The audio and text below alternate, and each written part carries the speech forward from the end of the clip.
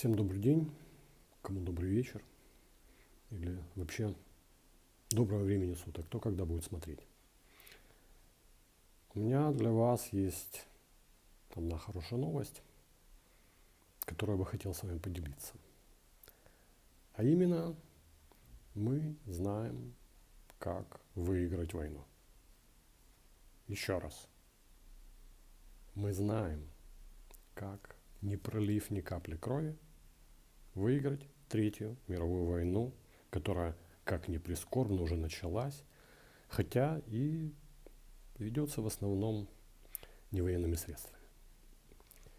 Как мы знаем из истории, желая подготовиться к войне, люди, как правило, готовятся к той войне, которая была перед этим, а не к той, которая будет. Например, вот там на Вторую мировую войну все готовились кавалерии, значит, шашками рубаться друг с другом, как в первую, а потом оказалось, что Вторая мировая война – это война больших танковых батальонов. В середине прошлого века, согласно статистическим данным Министерства труда США, где количество людей, которые были заняты обработкой информации, впервые превысило количество работников, занятых в производстве материальных благ, мы с вами вступили в информационную эру. И генеральные сражения Третьей мировой будут происходить не на полях сражений, а в головах. В наших с вами головах. Если мы вспомним Первую мировую, то мы увидим, что практически все ее действия происходили на полях сражений. Вторая мировая велась уже совсем по-другому. Там огромное внимание уделялось идеологической составляющей. Действия противоборствующих сторон в информационной сфере и на полях сражений делились приблизительно 50 на 50. Мы помним, там появились, всякие, информационные фильмы, там, доктрины и так далее. Современная же теперешняя война, которая уже идет, будет происходить не столько на полях сражений, сколько в головах, в наших с вами головах. Согласно теории гибридной войны генерала Герасимова, на одно военное действие должно приходиться 4 невоенных. Так что приступим. Мы, украинцы, привыкли жить на стыке двух цивилизаций. Именно поэтому две предыдущих мировых войны происходили на нашей с вами земле. Соответственно, этому мы и будем действовать. Наши военные действия в информационной сфере будут вестись в двух направлениях. В направлении на восток и в направлении на запад. Итак, восток. Можно долго рассказывать, как проанализировать кадрового сотрудника КГБ В.В. Путина по телевизору. Но это будет неправда. Сделать это невозможно. Можно предполагать. Давайте будем исходить из теоретического предположения на анализе поступков В.В. Путина, что он в своих действиях руководствуется разработками теоретиков и стратегов. Русские, они же московиты, они же татаро-монголы, еще со времен Чингисхана, который, по некоторым данным, взял в плен несколько китайских философов. И это помогло ему построить крупнейшую империю в мире, существующую до сих пор в виде Российской Федерации. И мы можем сказать, что русские всегда были неплохими в стратегическом планировании. Некоторые косвенные данные позволяют нам предположить, что российское стратегическое планирование ведется на определенной идеологической основе. Рискну показать идею, что они исходят из пассионарной теории этногенеза Льва Гумилева. Что такое эта теория? Что такое теория пассионарного этногенеза? Был такой русский ученый Лев Гумилев, который заметил, что в мировой истории развитие разных народов наблюдается некоторая периодичность. Если мне не изменяет память, он выделил циклы продолжительностью что-то в районе 1200 лет. Это не принципиально. Эти циклы легко проследить. Лев Николаевич исходил из того, что причиной этих циклов может быть космическое излучение, которому время от времени подвергались те или иные участки земной поверхности. Это, в свою очередь, приводило к мутационной изменчивости среди народов, проживавших на этих участках, и вызывало появление так называемых пассионариев. И появление этих пассионариев сопровождалось пассионарными взрывами. Как он определял пассионарность? От французского passionner – увлекаться, разжигать страсть. Это он определял это как избыток некой биохимической энергии, живого вещества, порождающей жертвенность, часто ради высоких целей. Пассионарность – это непреодолимое внутреннее стремление к деятельности, направленное на изменение своей жизни, окружающей обстановки, статуса кво.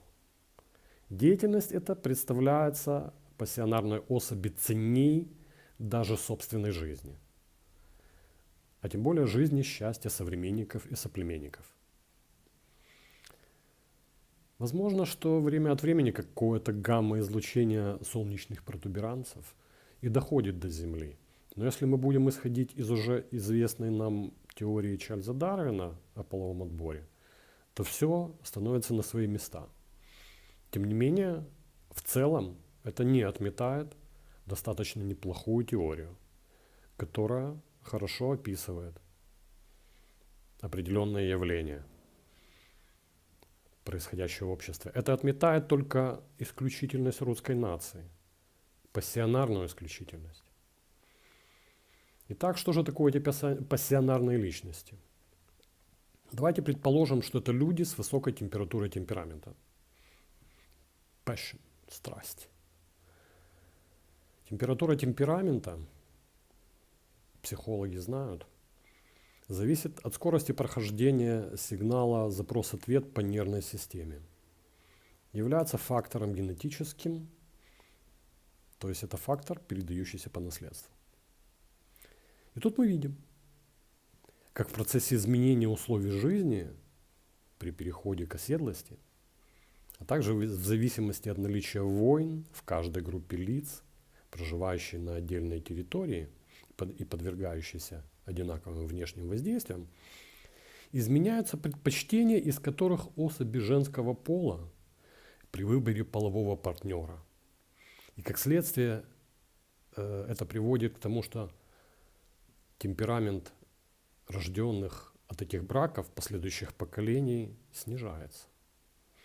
Итак, если мы посмотрим на поколение наших бабушек и дедушек, живших во время Второй мировой, то мы увидим, что многие женщины отдавали предпочтение особям мужского пола, обладавшим высокой температурой темперамента. Героям-ветеранам,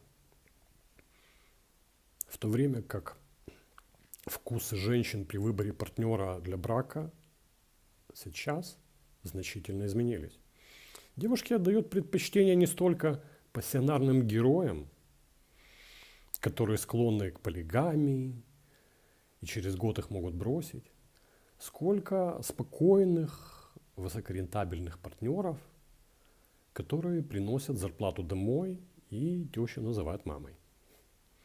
Таким образом, пассионарные особи при наличии более-менее спокойных условий проживания нации из поколения в поколение оставляют все меньше наследников, способных перенести их генетический материал.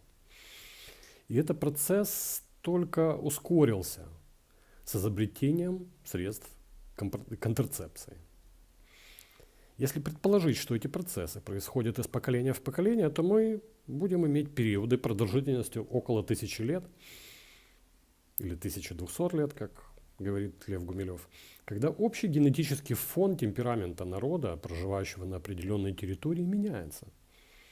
Так вот, если мы будем исходить из того, что ВВ Путин при разработке стратегических планов исходит из теории пассионарного этногенеза, то он ошибается, полагая, что русская нация обладает исключительными пассионарными свойствами. А значит, ошибается в своей теории русского мира со всеми вытекающими из этого последствиями. То есть он проиграет. Вернемся к Западу. Давайте обратим свое внимание на Европу. Это часть света, потерявшая огромное количество пассионариев. Ведь человеческая психика, наше подсознание, содержит огромное количество скрытых механизмов, выработанных в процессе эволюции и направленных на благополучие нашего вида в целом. Так, один из этих механизмов отвечает за расселение людей по территории, освоение новых территорий. Если вы посмотрите, как хорошо мы населили Землю, то наличие этих механизмов станет для вас очевидным. Все мы знаем, что самые любимые родственники – это те, которые живут далеко. И наоборот. Если мы вспомним случаи неадекватного насилия, случаи неконтролируемых вспышек гнева, когда члены семей или участники долгосрочных экспедиций, то есть это люди, которые вынуждены находиться друг возле друга в течение долгого времени, эти люди способны убить друг друга даже за самые незначительные проступки. Так работает этот механизм, который отвечает за наше распространение по планете. Так работает механизм, который способствовал нашему процветанию. Мужчины ссорятся друг с другом, а у женщин, проживающих вместе, согласуются менструальные циклы, что также влияет на возникновение конфликтов и последующее расселение.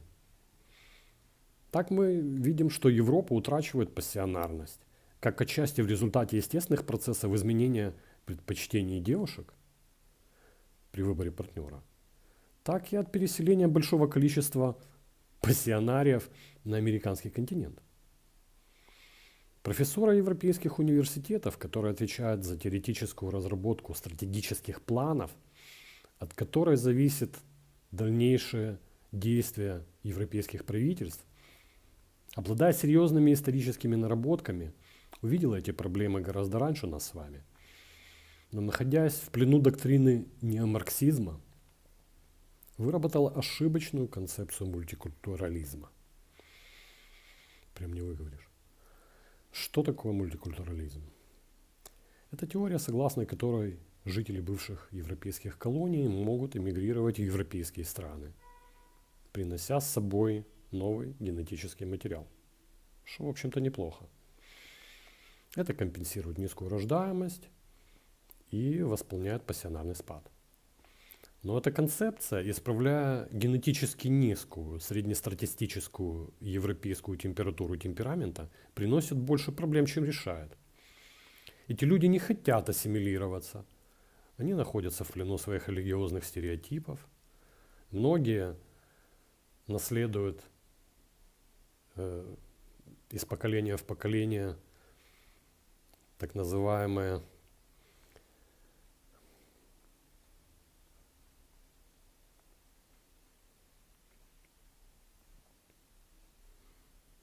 в общем, дисфункциональное поведение. Неважно. Эти люди не хотят ассимилироваться. Они находятся в плену своих стереотипов. И если мы посмотрим на примере протестных движений в Европе, они склонны к насилию и жестокости. И достаточно быстро переходят к погромам и поджогам. Это также приводит к ответной реакции и росту популярности правых движений. Мы наблюдаем это в последнее время. Еще одним фактором существенного снижения количества особей с высокой температурой и темперамента послужила средневековая инквизиция. В условиях постоянного диалектического противоречия между личностью и обществом на протяжении последних веков многие особи, как мужского, так и женского пола, в угоду интересам общества были практически полностью истреблены. Многие погибли в войнах. От 7 до 9 миллионов самых красивых женщин и девушек, обвиненных в колдовстве, а также мужчин, которые не были готовы отказаться от своих убеждений, их просто сожгли на кострах. Нам представляется, что Евросоюзу стоило бы предпринять попытки по привлечению народа восточноевропейских стран, в частности Украины, для выравнивания собственных пассионарных сбоев. Если в ближайшее время этого не произойдет, то Европу ожидают не очень радужные перспективы. Если мы посмотрим на население Украины, то многие отмечают красоту и физическую привлекательность украинок. А украинские мужчины, которые готовы умереть за свою страну и свои убеждения, обладают огромным генетическим пассионарным потенциалом. Достаточно только посмотреть на сегодняшнюю предвыборную кампанию. Высокая температура дискуссий в интернете вот-вот грозит вылиться на улицы. Достаточно вспомнить недавний эпизод со штурмом Подольского райотдела МВД. С другой стороны, опираясь на исторический опыт, мы можем сказать, что человечество всегда находило выходы. У нас есть так называемый коллективный разум. И мы находили выходы из куда более безвыходных ситуаций. Так что все будет хорошо. Андрей Насальский, ваш индивидуальный психолог и политический консультант. 12 февраля 2019 года, Барселона.